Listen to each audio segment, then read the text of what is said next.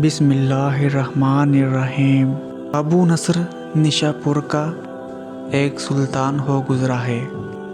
ایک مرتبہ وہ لاہور لشکر سمیت اپنے دارالحکومت میں داخل ہو رہا تھا کہ ایک مکان سے اس کو قاری کی آواز نے جھکا دیا۔ ابو نصر قرآن سننے کے لیے رک گیا۔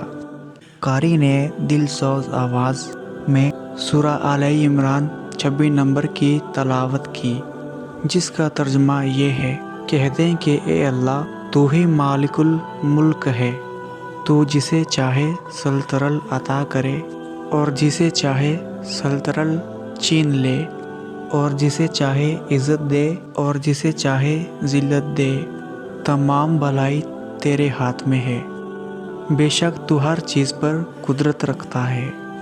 اس آیت مجیدہ نے سلطان کے دل پر گہرا اثر کیا۔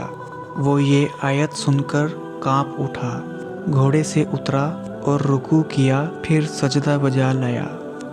کچھ عرصہ بعد اس قاری کی وفات ہو گئی۔ اس کے ایک دوست نے خواب میں قاری کو دیکھا۔ خدا نے اسے جنت میں ایک عظیم مقام عطا کیا ہے۔ اس نے قاری سے پوچھا، تجھے یہ مقام کس وجہ سے نصیب ہوا ہے؟ قاری نے جواب دیا، میں تو ایک بدکار اور گناہ گار انسان تھا۔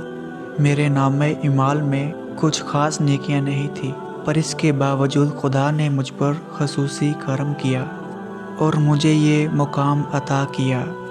اور خدا نے مجھ سے فرمایا، تم نے دنیا میں ایک سلطان کو ہماری عظمت یاد دلائی تھی، اس کی وجہ سے آج ہم آپ پر رحم کر رہے ہیں اور تجھے بلند مقام عطا کرتے ہیں۔